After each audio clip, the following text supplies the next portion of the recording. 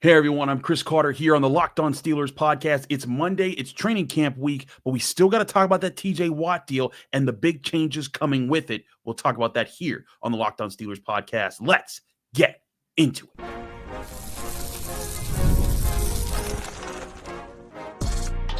You are Locked On Steelers, your daily Pittsburgh Steelers podcast, part of the Locked On Podcast Network, your team every day.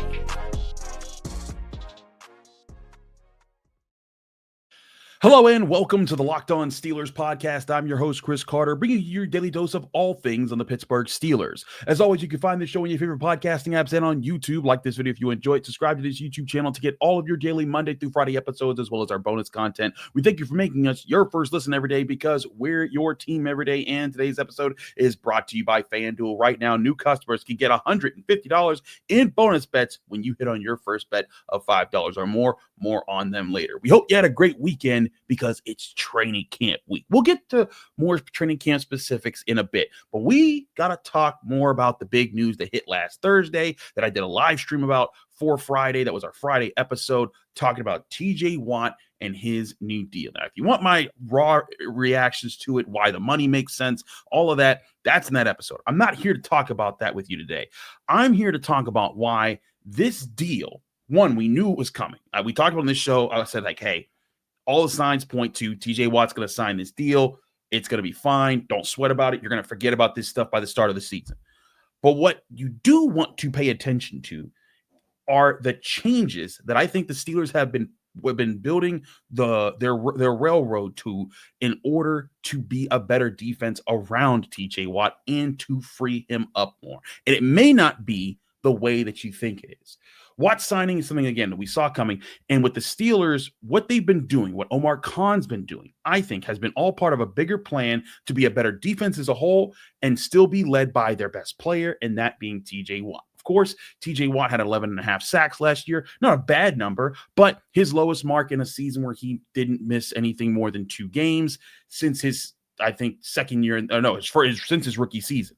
But I think the big thing here with TJ Watt, when you looked at it, a lot of people talked about what needed to change. And something we even talked about on the show is I thought the Steelers could have moved him around a bit more because teams were just easily locating. Hey, TJ Watt always lines up over the right tackle. Let's make sure there's an extra tight end, an extra running back. Let's do everything we can to make sure he can't wreck the game because that's what he does so well. And when he does that, the Steelers are a much tougher team to beat. So teams have adjusted to TJ Watt. And I think what the Steelers have been doing this offseason is all part of a bigger plan to counter those adjustments and get TJ Watt back to being in position to be that game record. Now, a lot of people are going to think that the change to get TJ Watt free a little bit more is simple. Just move him around, use more stunts and twists, those types of things. I do think that's part of the plan, but it's not the whole of the plan. And I think it's actually not even the biggest part of the plan.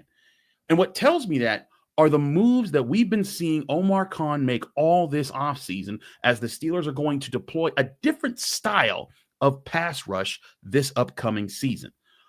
All of this is being done, I believe, so that TJ Watt's pass rush production can improve from where it was last season, as well as help improve the team's overall pass production. So follow me here because this is, I think, a layered steps. And to understand this, we have to go through the moves that we're seeing and a bit of history here. So from the move we've seen, the Steelers have added Darius to the secondary, who was tied with leading the NFL in pass breakups last year, along with Denzel Ward. They traded Minkah Fitzpatrick for Jalen Ramsey. They prioritized D-line in the NFL draft. The Steelers are looking to switch up how they planned their pass rush over the past few years to give TJ Watt, Cam Hayward, Alex Highsmith, and company a better support plan around them getting to the quarterback. And all this ties into a question that we got on our Locked On Steelers call-in line recently. By the way, if you ever want to call in with a question, it's 412-223-6644. Leave your name, where you're from, keep your question under a minute. And it has to do with the Steelers' blitz rates. But again, let's get into the question. Mike from Vermont had a really poignant one that was perfect for this episode. Mike, take it away. Hey, Chris. This is Mike from Sutton, Vermont. Lifelong Steelers fan. I got season tickets. Hoping to see you at one of the games. I just had a quick question.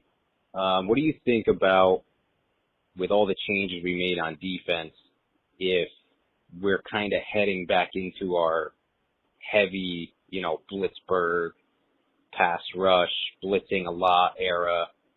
What do you think about that? You think we're heading back into that, or you think it's because I know the past few years it's been pretty weak on defense up front, and I don't know, let me know what you think.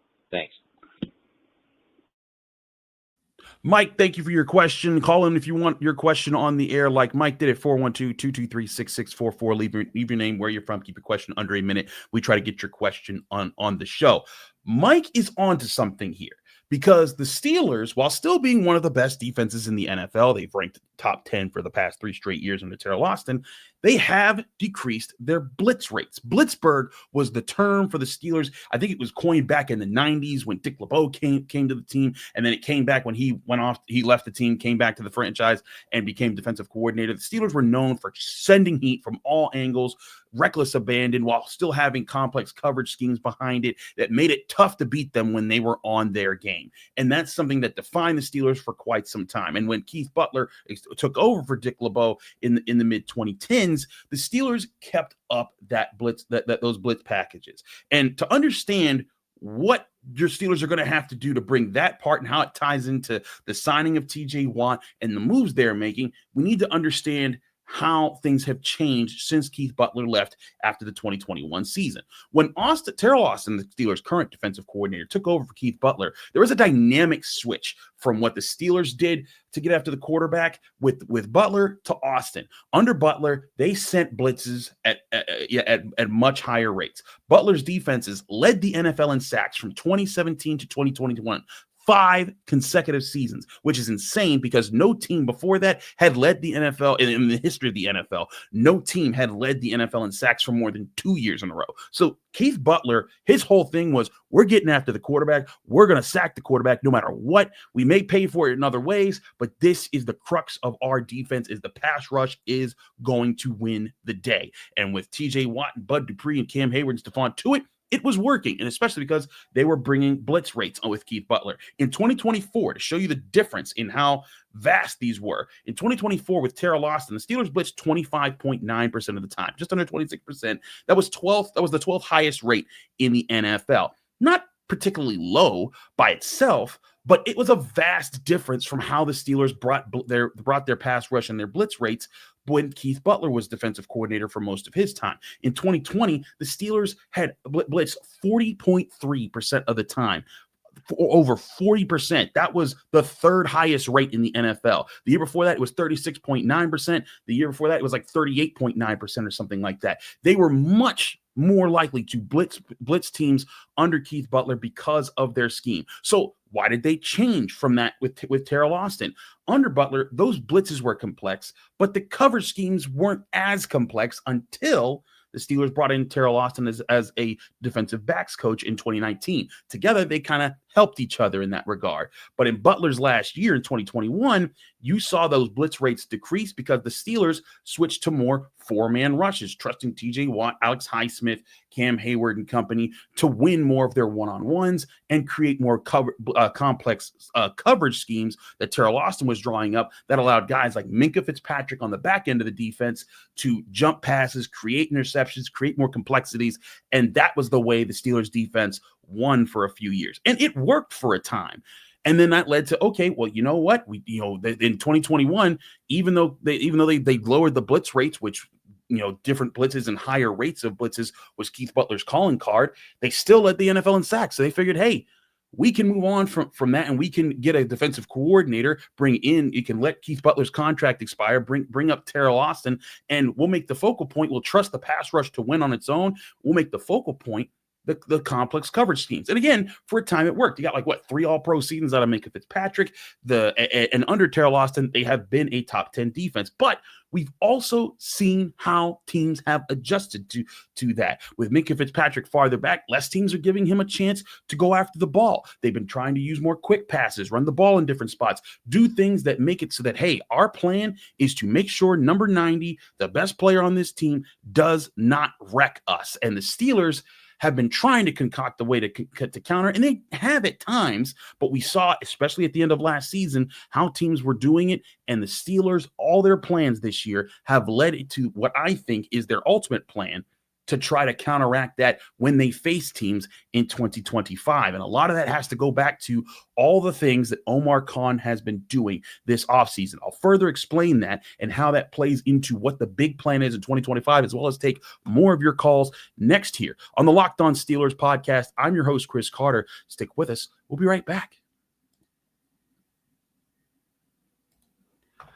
But first, I want to remind you this show is brought to you by FanDuel Sportsbook, the #1 sportsbook in America. Summer sports are in full swing, whether you're all about baseball under the lights, golf on the green, or high-stakes soccer action.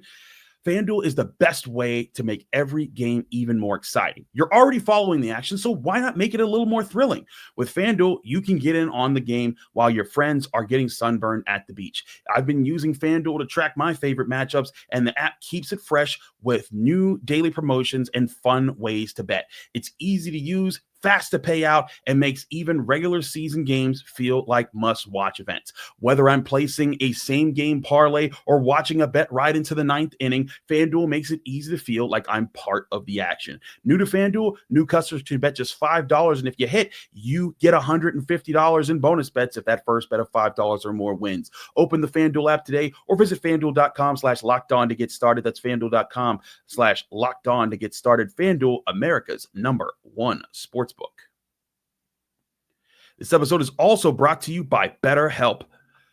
Workplace stress is at an all-time high. 61% of the global workforce is reporting higher than normal stress levels. This summer is the perfect time to take small steps to focus on your wellness and manage the challenges that come with your workday. Of course, most of us can't just quit our jobs and take endless vacations, but we can start small. Whether it's getting outside for a few minutes, adding movement into your day, or talking to someone who can help you navigate your life's challenges. And that's where BetterHelp comes in. Y'all see how crazy my schedule is, from all the shows, press conferences, practices, and games I have to cover to bring you the insight I do in my shows here. I get how busy and stressful life can be. So trust me, I know what it takes to need flexibility in your schedule with your therapy sessions. And flexibility of online therapy makes it easy to fit sessions into a busy schedule no matter where you are. And that's exactly what BetterHelp specializes in. As the largest online therapy provider in the world, BetterHelp can provide access to mental health professionals with a diverse variety of expertise. Unwind from work with BetterHelp. Our listeners get 10% off their first month at BetterHelp.com/lockedon. That's BetterHelp, HELP.com/lockedon.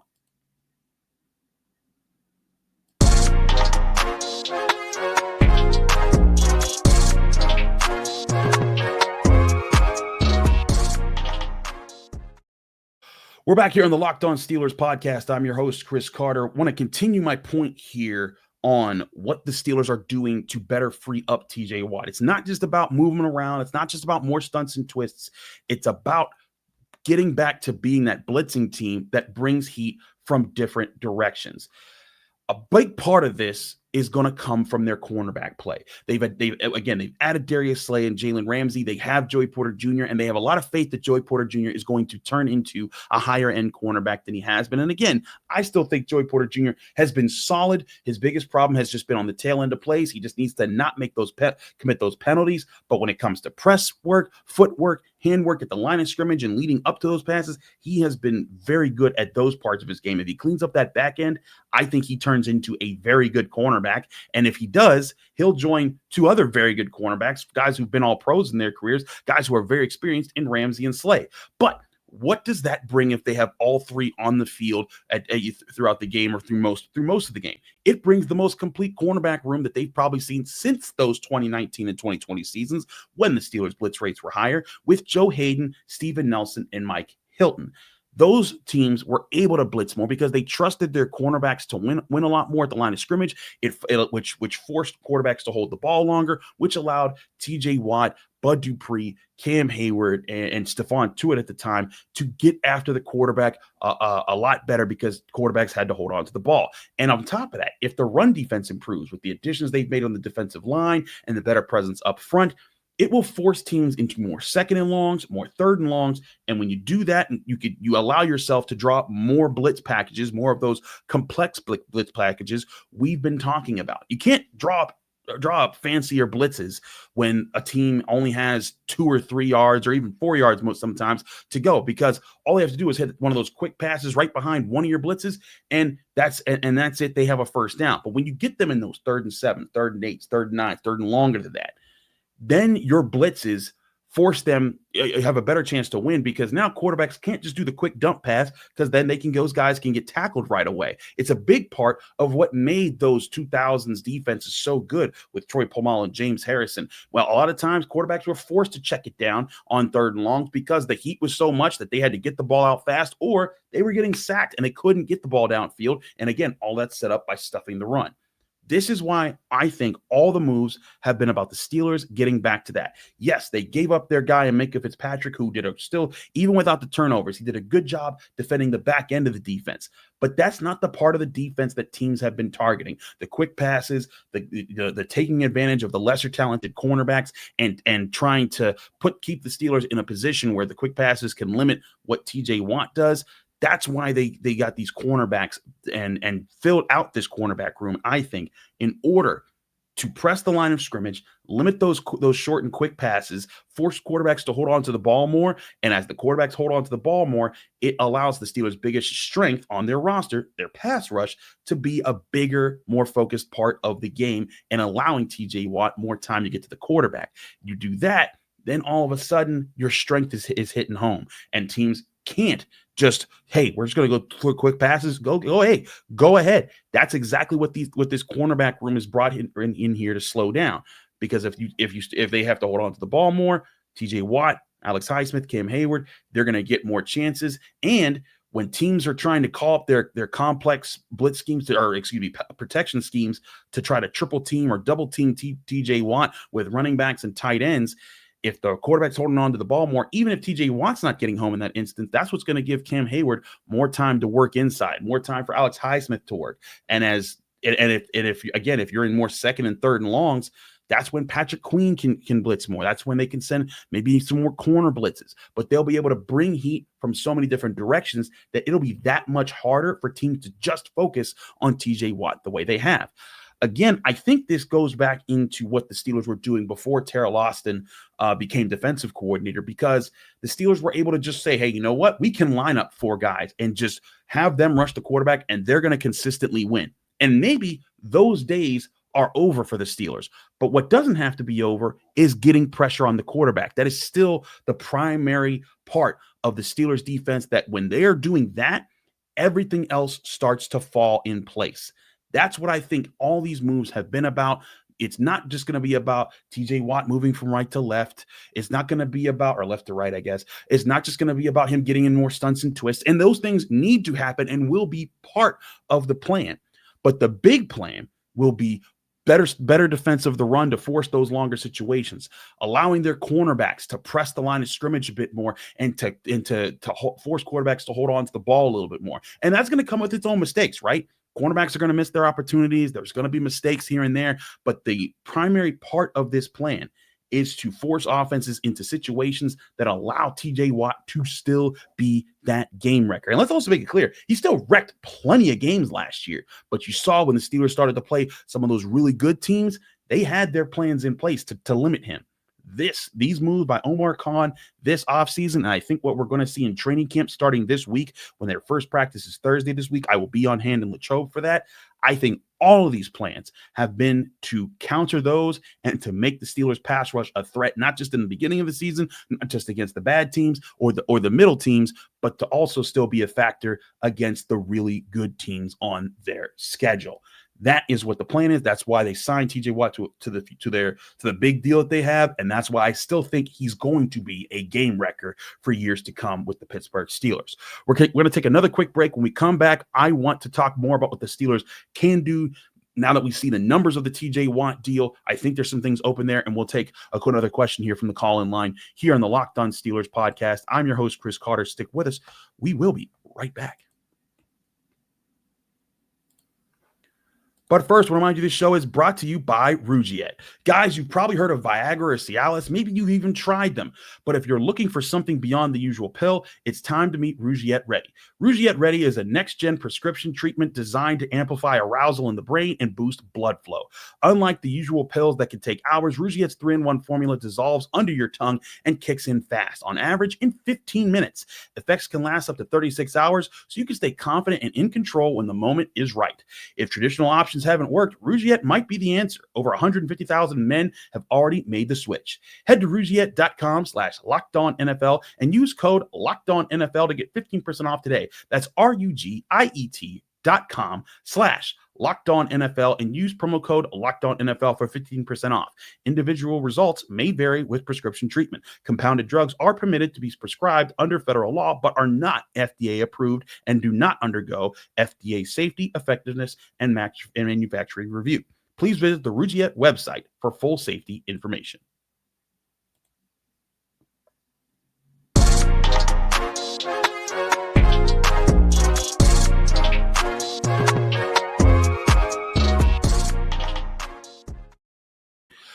Back here on the Locked On Steelers podcast, I'm your host, Chris Carter. We continue our show here today.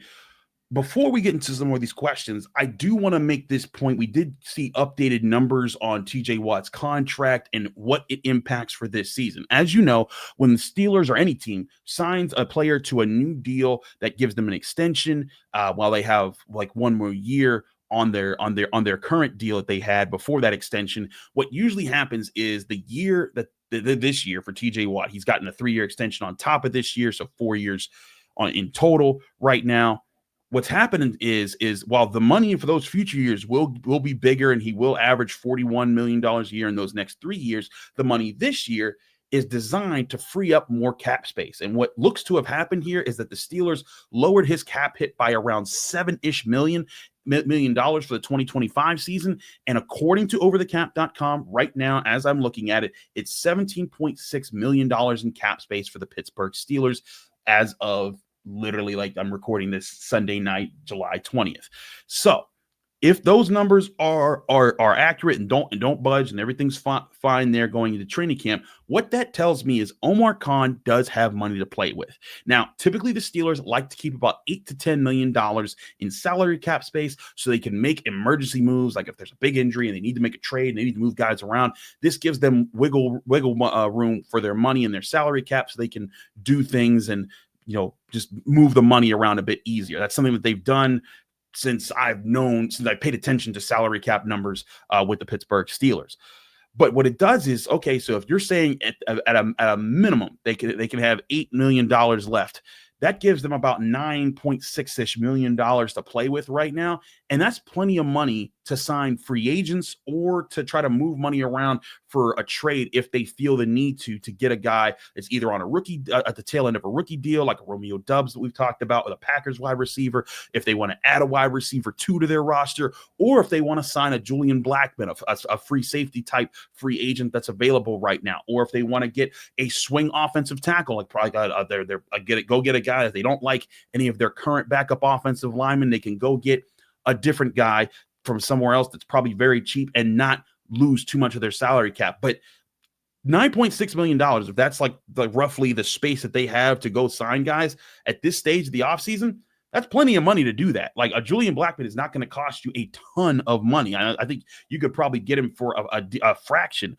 of that cap space and still go get, you know, a Gabe Davis, if you will, or, maybe Amari Cooper, maybe not Amari Cooper, but a Gabe Davis. I could totally see that happen, especially with Gabe Davis's guaranteed money he has over from his last contract. I see all of that being in play. And the point is Omar Khan's move with TJ Watt and the contract, as we said, it probably has opened up the space to make more moves. Now, I still don't think that means that they're going to get Terry McLaurin or someone that's going to cost big money right now, unless there's some other big money move that happens with it. But I do think it opens them the space to add some smaller pieces that could help supplement the roster as it is right now. We'll be keeping a close eye on things as things move forward here on the Locked On Steelers podcast, because as we get closer to training camp, which again, the players report Wednesday, I'll be on hand for that. We'll cover that on this show. And then Thursday is the first official practice. We'll be covering all of that. And then throughout training camp is when I do think we'll start to see more of those moves start to take place. So we'll be covering all of that throughout that time. Do not worry about that at all. We're going to take one more question here because I do have time to talk about it with a little bit left in this episode. This question, one of our more fun summer questions. Sometimes we get to take a step back. We don't have to go too analytical the way I did in the first and second segments on a specific topic. But I thought this was interesting because it's relevant to TJ Watt with his signed deal. This call was made before his signed deal. And I thought it was interesting with some of the conversations we've had recently on this show about Steelers lore and everything. But here's Jim from New Jersey with an interesting question on TJ Watt and where he could stand in Steelers history. Take it away, Jim. Hey, Chris, this is Jim calling again from Maplewood, New Jersey. I have a bold statement I want to make, and I want you to tell me where I'm wrong. The bold statement is that TJ Watt will retire as a Pittsburgh Steeler, one of the top 5 greatest Steelers ever, with a Super Bowl ring. And he is holding on this year, and they have agreed to hold on until we find out what everyone else is getting paid, like Micah Parsons. And then they're going to top the highest payment, and he will start the season as a Steeler and the highest paid defender in the country. Let me know what you think. Thanks. Thank you, Jim, for your question. As always, call it at 412-223-6644. Leave your name, where you're from. Keep your question under a minute like Jim did, and we'll try to get you on the show. So, Jim, what's really funny is I answered this question on the show that was going to be last Friday's show before I had to cancel that entire show so that we could talk about the contract, and I did my live show. So there's a version of me answering this where I was like, I'm pretty sure the Steelers are going to get a deal done with TJ Watt regardless of Micah Parsons or anybody else. And that's exactly what happened. But hey, that's not fair to you because you didn't know, you called with this while everything was still up in the air. But that's not the big part of the question that I want to get to. The big part of the question I want to get to is you saying TJ Watt could be a top 5 Steeler if he wins a Super Bowl ring at some point in his career with the team. And listen, I have a ton of respect, as you know, as you guys hear me talk about TJ Watt. I think that certainly he's going to be in the Hall of Honor. He's going to be in the Hall of Fame. He's going to be a legend. And if he does win a Super Bowl with the Pittsburgh Steelers, that's not a guarantee at this point. I'd even say slightly unlikely unless they really hit that Super Bowl window with this rookie quarterback pick next year. Even if all those things happen, and as great as TJ Watt is, there is no way he can be in the top 5 of Pittsburgh Steelers of all time. And here is why.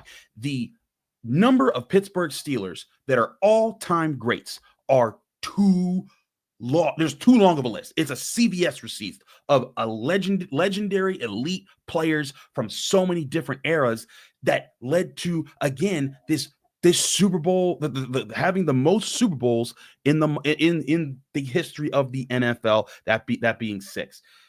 I did there was an image that was on our YouTube account. I was asked to do a Mount Rushmore of the Pittsburgh Steelers, his all-time Steelers. And my Mount Rushmore, and to some controversy by some people, was Mean Joe Green, Terry Bradshaw, Troy Polamalu, and Franco Harris. Now, some people will debate, well, wait a minute, how could you put Terry Bradshaw but not Ben Roethlisberger? The man got 4 Super Bowls, never lost to the Super Bowl, is the only Steelers MVP of all time. Ben Roethlisberger didn't get a Super Bowl MVP.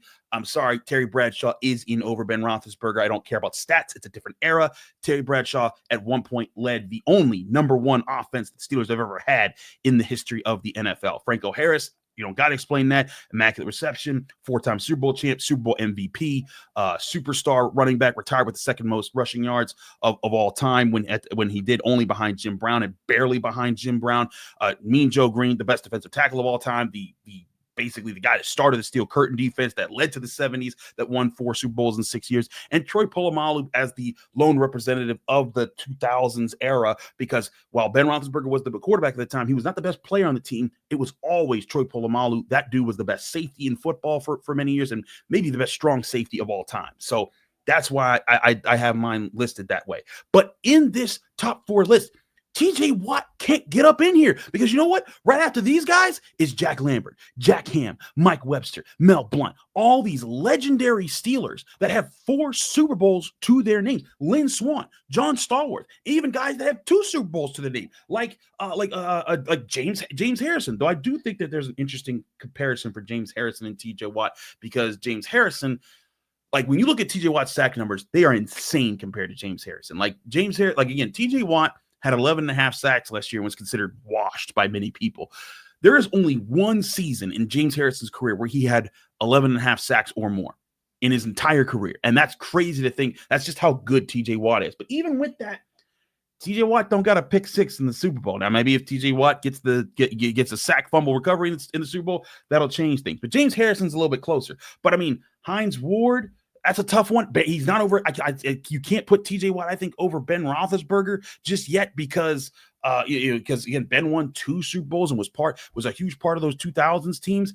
I think it's going to be tough there. And again, when you just look at the long line, there's a lot of guys in the 70s that gotta be on this list before TJ Watt.